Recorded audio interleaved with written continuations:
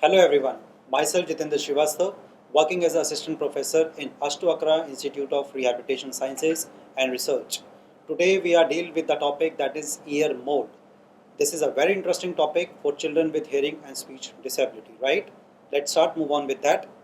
Ear molds are essential components of hearing aids, especially for children with hearing and speech disability, and that is ensuring the comfort, sound quality, retention, and overall effectiveness in amplification, and communication. Introduction to hearing molds. Let's move on with that. What exactly the introduction we can say about what the meaning of ear molds are. Ear molds are custom shaped earpiece that fit inside the outer ear and ear canal, connecting external hearing aids, mainly behind the ear, that is BTE aids, to auditory pathways. These molds channel amplifies sound directly into the ear, reduce feedbacks, and ensure that devices stay securely in place during daily activities, which is crucial and critical for children. There are the different types of ear molds are available in the market. That is, ear molds are available in various designs, materials, and configuration, tailored for individualized autonomical, audiological, and lifestyle needs. For example, full shell ear mold, right? As the name suggests, that is full shell ear mold.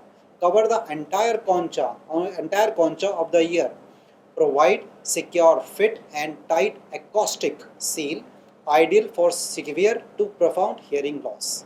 Commonly made from the hard acrylic or soft silicone, durable and able to support high power amplification. Amplification of what? Amplification of external sounds.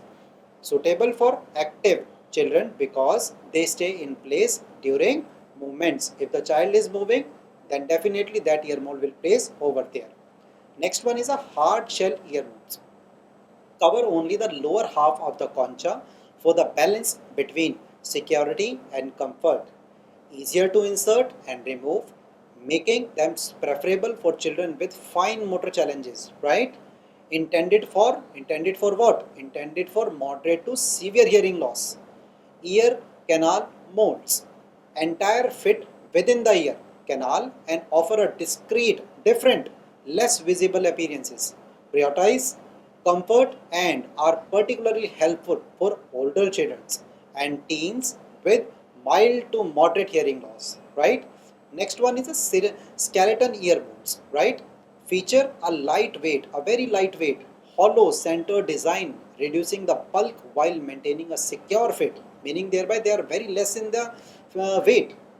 Used for various level of hearing loss and for children requiring less material for comfort, right? Next one is a open ear molds. Includes large veins which allow natural airflows and minimize the oculation effect, making speech sound more natural. Use for children with high frequency hearing losses. Ensure a comfortable all day wearing experiences, right? Specialty molds are there, swim molds and custom plug for water protection and what? The noise reduction. Right? Noise reduction is very important over in this mode, right? Pediatric specific designs tailored for growth and active lifestyles, meaning thereby if the anatomical structures are different, there is a anatomical designs as per the specific pediatric growth, right? What is the material used over there? Selecting the right material affect the comfort, durability and acoustic performance of ear modes for children. Which materials are used? Number one is acrylics, rigid, hypoallergenic, long lasting, suitable for robust amplification and kids needing tough, easy to clean devices. Silicone is a very wonderful device, very wonderful materials, right? Soft, flexible, provide a secure fit for physical activity, especially preferable for young and active children.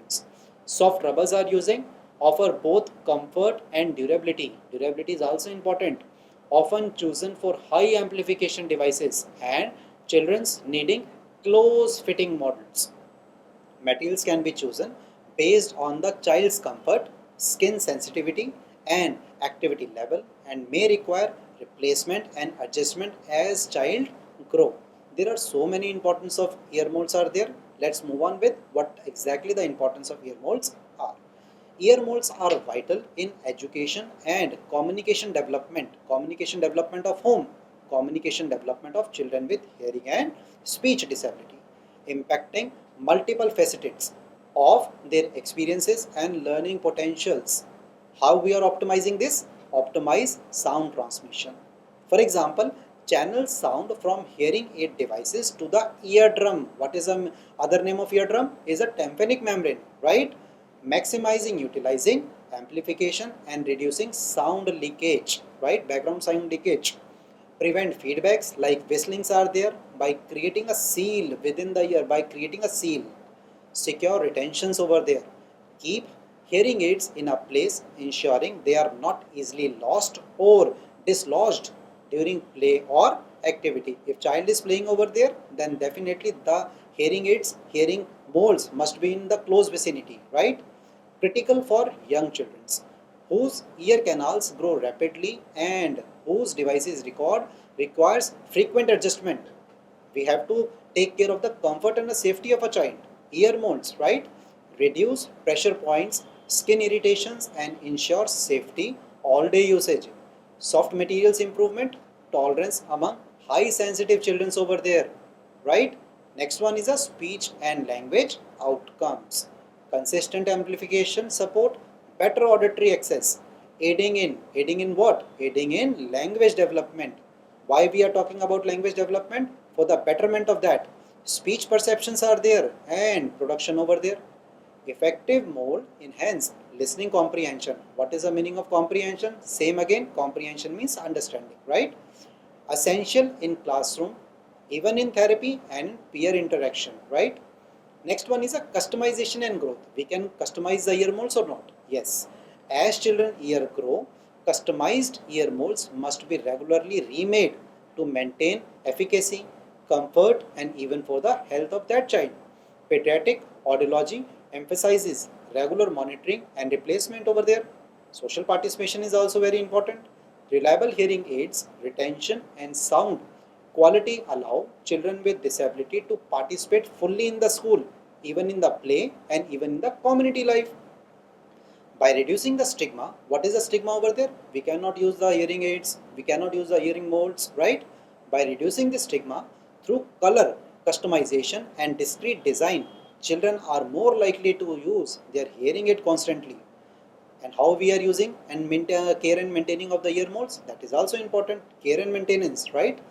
Proper care and maintenance are essential to preserve ear molds functioning and prevent health complications such as ear infection over there, skin irritations are there, and device malfunctioning, right? We have to clean the device regularly on that. Daily cleanings are there. Remove ear mold from the hearing aids and clean with mild soap or lukewarm water daily. Avoid hot water. We are not over here to use the hot water or very hot water. Just use a lukewarm water, right? Which keep warm the material. Thoroughly rinse and dry completely before reattaching to the hearing aids. Routine checks are again very important. Examining mold for cracks, discoloring and hardening, which can signal the need of replacement. If that pipe or if that device is hardened, then definitely we need the replacement of that device. Okay.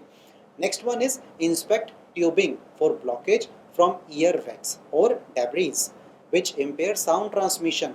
If the earwax is there, if debris are present in there, the sound transmission always lag. How we can prevent over there? Prevent with the moisture and with the blockage, right? Use drying containers or electric dryers overnight to remove moisture that can cause fatigue growth or hearing aid damages, right? Periodically clean the tube, connecting the mold and hearing aids with a small brush and wire. Same again, if replacement is required, replacement and their required adjustments. Monitor fit as children grow. Refitting and replacement are required more often in young children, sometimes several times a year, right? That depends upon the usage. Next one is a immediate refitment is needed if feedback, whistling discomfort or a loose fit occurs. And next is a hygiene and the health of that ear mold is again very important.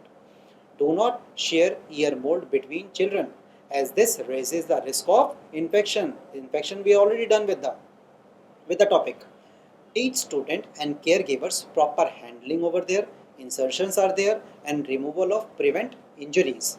Professional follow-ups, meaning thereby we have to regularly visit the audiologist, right? Parents and teachers should regularly visit the audiology visits for assessment. Cleaning and replacement is also very important, right? Early intervention when problems are noticed. How problems are there? Redness, soreness, reduce effectiveness and other things, right? Preserve both diffusion of sound and child's health, right? So many strategies are used for like education strategies for maximizing ear mode use, a teacher training and a classroom management, right? There are the so many strategies which we collaboratively use. For example, educators should be trained to monitor proper mold fit, assist with cleaning routines, and quickly identify devices issue that obstruct hearing and communication. Create a supportive classroom environment and know how to troubleshoot feedback and device malfunctioning. Family education is again very important. How we are taking this family, because family is in the upmost position, right? Family must be shown cleaning, maintenance and troubleshooting techniques. Ens- Ensure that home support matches school routines. Encourage children to report discomfort and active participate in self care routine. Peer awareness and inclusion. Why it is important? Because peer also have to know about what exactly the importance of my hearing aid is, ear mold is, right? Discuss hearing aid use and ear mold scare in a positive manner in class, promoting empathy and normalization of the assistive technology, that if I am using that technology, that is a normal for me, right? And even for normal to you also. Records and documentations are there. Maintain detailed records of mold replacement, cleaning schedules, and the audiology appointments to support continuous education access. And on the conclusion, what we can say about ear molds are crucial for effective education and inclusion of children with hearing and speech disability in the mainstream education, right? They play a central role in ensuring that hearing aids deliver clear, consistent sound and stay secure in place and are used comfortably in classroom and daily activities. Selecting the appropriate type and a material depends on the child's degree of hearing loss, ear anatomy, lifestyle needs, and the personal preferences. Ongoing care maintenance, regular replacement, and hygiene management are vital to prevent device failure and health issues. When teachers, families, and students work together to maintain ear molds effectively, children are employed to communicate, learn, and participate confidently in education and social environment. I hope you like this lecture. Do duly subscribe on our various channels. Thank you.